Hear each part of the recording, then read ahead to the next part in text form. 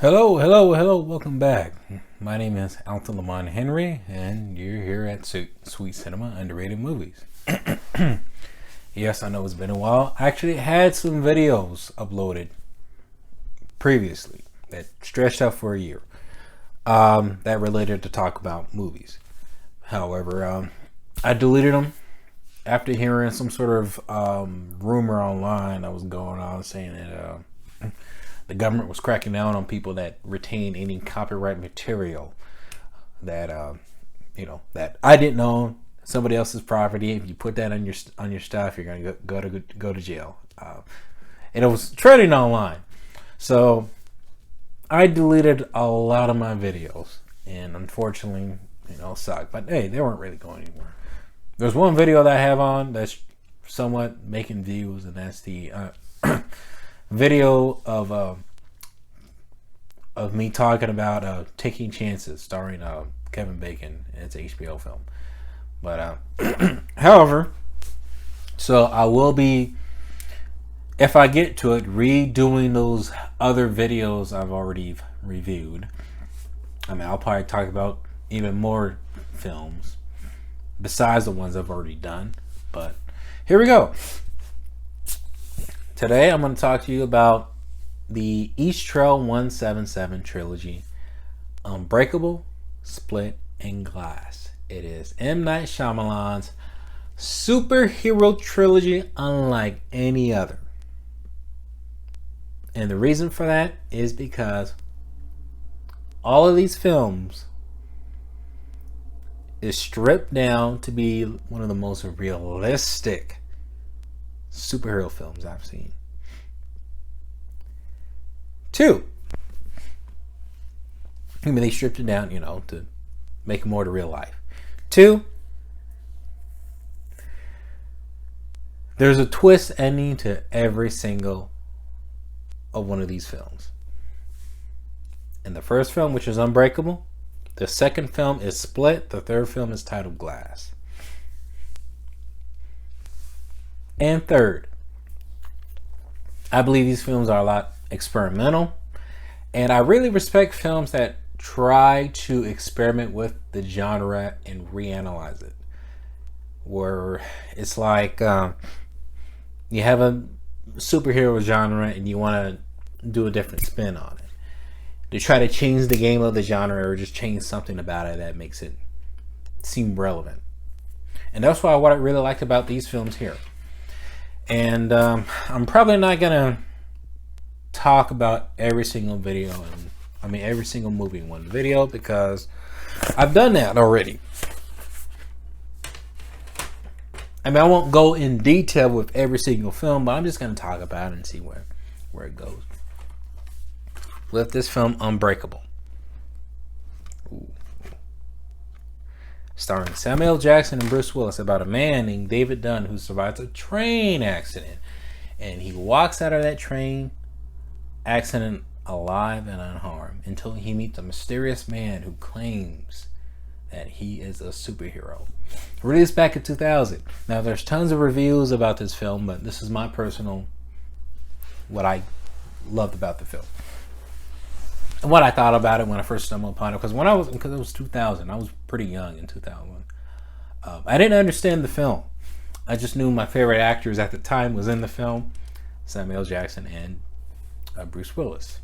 And all I knew was some sort of depressing movie of some guy just moping around about he sucks, until Samuel Jackson talks to him that, dude, you're special. I didn't know what he was going for, but the more I start rewatching the movie, whenever my dad started watching the film, I realized it was a superhero film. Well, he told me it was a superhero film. Like, oh, okay. But I don't know. But the more I watched it, the more I was like, okay, this is actually a unique take on the superhero genre. And each of these films are kind of slow. The shortest film would be Unbreakable, which runs about an hour and 39 minutes, 40 minutes, 1 hour, 40 minutes. Where it just details kind of like figuring out these two men. Elijah Price, which is played by Samuel Jackson, and Bruce Willis, who plays David Dunn. just trying to figure out their place in life, wanting to know like why I'm not, like why I'm different, why I'm not doing certain things in life I feel like I should be doing. Especially with David Dunn, he feels lost. He feels like he's doesn't know where to go with his life. I mean, he's raising a family. His marriage with his wife is tanking. He doesn't feel like he could connect with his son. He feels like something is missing in his life until he meets a man named Elijah Price, who believes he is a superhero. And he believes that that these comic books are scriptures of cover-ups, I would say, that is really detailing that there are actually superheroes out there. They're just not as exaggerating as you see in the comics, but they are real. Ooh, I believe that too. Conspiracy theory. So the movie kind of just questions David Dunn whether or not he's a superhero or he's not. And the movie kind of gives you hints that David Dunn is a superhero. Son, you're a superhero, David.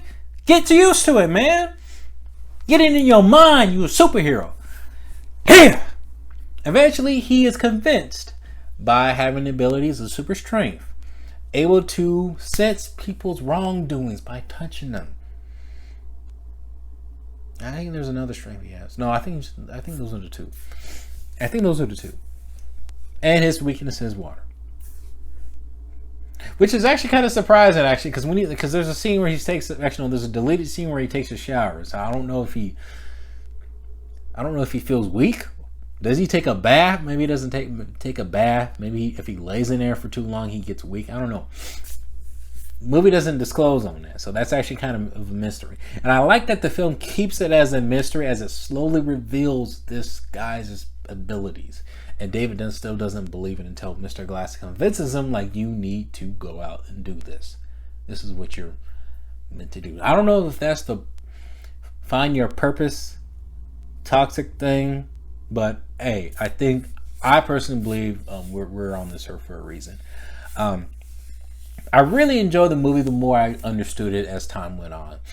I don't really have any flaws with this film, really, at all. I'm actually glad that the film had two more films connected to this one, because if it just ended on open-ended, then that would have been that one flaw with the film that I think the film needed to continue. But I really don't have an issue with this movie. This is actually probably like the nearest like perfect film that I just don't have any flaws on. I love the twist. The twist was very unique, and I think this film should have been nominated for an Oscar. This is M Night Shyamalan's best film. Now on to Split. It, Kit, Fit, Shit. Split. Starring Jason McAvoy, Anya Taylor-Joy, and a special cameo by, for those who haven't seen the film, which I encourage those who to watch the film. Now, I research movies a lot, so when the detail came out online saying that this was an Unbreakable sequel, I was trying to figure out how. But then, as the trailer kind of revealed certain things about it, I was like, okay, this has to be. Because if this guy, okay, the story is about a guy who kidnaps 3 girls, who has 23 personalities, but has a 4th one that he calls the Beast, that might come and terrorize and murders these girls. And he does become a beast. He doesn't grow all furry, it's just his mind gets him to show characteristics of a beast. Man beast. Like Beast, like X-Men, like Beast, like the X-Men, but goes ravaging and is evil. Goes around and starts terrorizing these girls. And I like this is like it was a very self-contained thriller, because it was experimental. And I'm glad that M Night Shayalyman decided to do this after he had his duds for about a decade or whatever, to kind of revisit this genre of a superhero tale. Well, this is a supervillain story, and it reveals that at the very end. And I won't get too into it, even though it's been like 6 years since this film's been out. But the performances were great in this film. I thought the film had a rough start, especially after the intro, that I felt like the movie had like a tonal like issue with horror and then with drama. It didn't feel like it was mashing up all that well. But as the film went on, we understand more of Kevin Wendell Crumbs' character. I mean, James McAvoy's character. You become very interested. It actually sometimes is actually a little bit funny, not because anything bad quality of the film, but just the performances that James McAvoy gives out as his character as he reveals all these multiple personalities. And yeah, this is a horror film, so this film really shines, or I would say exercises, James McAvoy's acting abilities, and this is one of the most underappreciated actor performances I've ever seen on film. How can you switch a character like that on screen? Like, I don't know. Like it's a challenge. It's a challenge. I think it's a challenge for most actors to do that. Especially there are a couple of shots in this film that I was like, wow, how was he able to do it? One of my favorite scenes in the film where James McAvoy becomes Hedrick, and he's like talking to Anya about the beast, and why does Anya want to get away from other people? And he's like, okay, you tell me a secret, I'll take you to my room. And they tell each other secrets, and he's like doing this Kanye like and then when Anya kind of gives him like the response, she's like, okay, I'll show you something cool in my room. And I like the scene that plays on after that, which was very unique. And I like M Night Shayalyman that really plays with the audience expectation as to what's really going on. What's the guy's intentions? And I like that you don't know the person's intentions until like it slowly reveals like, okay, this dude is literally transforming into like a man beast. And it's actually pretty cool. Actually, I think this scene in the movie has one of the most powerful scenes I've seen in any film, and it's towards the conclusion of the film where the beast is chasing after Anya Taylor-Joy, and she has a shotgun. She shoots him twice, and he falls to the ground, and he lifts up with the bullet wounds in him, and he goes to this bar that Anya's hiding right behind, like a metal bar, and he tries to pry it open, and the camera zooms on him close. And you see the veins popping out of the guy, and I thought that was just riveting and one of the best scenes I've seen in the film. Actually, in any film. Actually, I thought that was a beautiful shot. I thought it had many meanings to it about just, I don't know. It felt very powerful, and rarely would I go to a movie and I would have a scene that just rivets me like that. And it was surprising it was a scene like that. And there, the twist that reveals it's connected to Unbreakable, which, you can watch it online. I wouldn't really tell you much about it. Just they have a character. I mean, David Dunn shows up. Okay, spoiler. David Dunn's in there. And the way they built that up was one of the best endings I've seen in any film. It was one of my favorite horror films, to be honest. I loved it. It was one of my favorite films of that year, hands down. And then the last film, Glass, where basically you have all these characters collide, and they collide in a mental insane asylum where a doctor is trying to convince them that they're not metahumans or superhumans. This film was great. It was wonderful. It wasn't better than Unbreakable, but this is actually one of my favorite superhero films ever. And it's actually kind of funny because when I walked out of there, I was watching all these other reviews, and I was kind of like I wasn't sure if I liked it or not, but I was liking it as the movie went on. But there were certain things I thought I found interested with this film. It was funny because I made 2 videos about Glass. One of them was longer than the other. One of them was like 50 minutes. The other one was like 30 minutes. What I really thought it was interesting, how M Night Shayalyman chose to tell this story, was one that David Dunn was kind of like the star, but even though he didn't feel like the star, he felt like the star of the first 17 minutes of the film. Then as the movie went on, his presence dimmed more and more and more. And it was like, and there was a section of the movie, which I have to agree with Chris Stuckman. Shout out to Chris Stuckman, one of my favorite YouTube critics.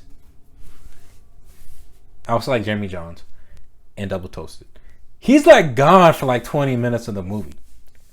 After that sequence from where they're interrogating and trying to get these guys to convince them they're not superheroes in the pink room, you see him one more time, like sad, really thinking about like, okay, maybe this lady's right. Maybe I'm not a superhero or something. You don't see him for like 15 or 20 minutes.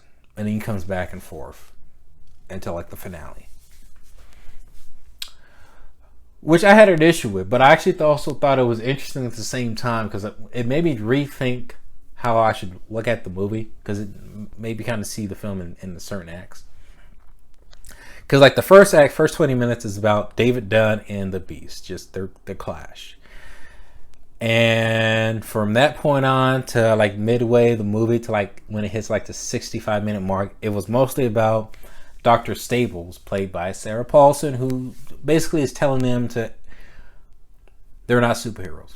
I felt like she was the main star of the movie, to be honest. I feel like she was the main star because I felt like she had the most screen time.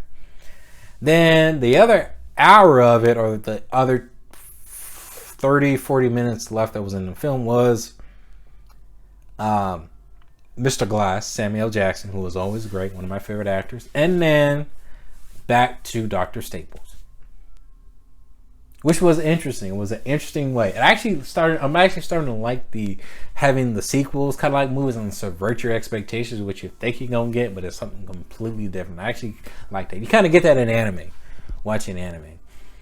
But I also felt like there was a narrative issue, but I also liked that the film was experimental, because I thought there was too much of the Beast and not enough of the other characters. If they were going to sound like David Dunn, they should have sidelined a lot more on the Beast 2. It kind of just made it more of a mind game between Dr. Staples and Mr. Glass, which they did a bit, but I feel like that wasn't really the goal of the film. But I kind of got it when I was rethinking about how the movie was kind of playing out. Yeah, the ending's very different. I like that this film was different. I love this film. I love this franchise. And it's a shame that, this is like the only trilogy that M. Night's really going to do. Which is cool, honestly. I think this is one of the best trilogies, one of the best superheroes films I've seen ever, hands down. And with the hype of Zack Snyder's Justice League, I would highly recommend that people go out and check these movies out. You can watch them on YouTube. I highly recommend it. Plus, the film has an iconic theme song. Like, it has one of my favorite film soundtracks ever made. Please check this out. Please check it out. I'm gonna try to get back and review movies again on a daily basis. Because I love talking about movies. That's the most thing I talk about compared to every other thing. But please check it out. Let me know what you think about it. In future, when I do talk about movies, I may do research into them to kind of really kind of figure out and kind of have my facts about what I'm talking about, what's really unique about the film, why you should check out this film. Really, it's more like going to be more like a rant. And if I find like something trivial about the film that maybe it's worth sharing, then I'm willing to share. But I won't go too in detail in the films, because I don't want to spoil too much of what goes on in the film. Maybe a scene or two just to kind of get you interested. But other than that, I don't want to say too much, given that this film is already out.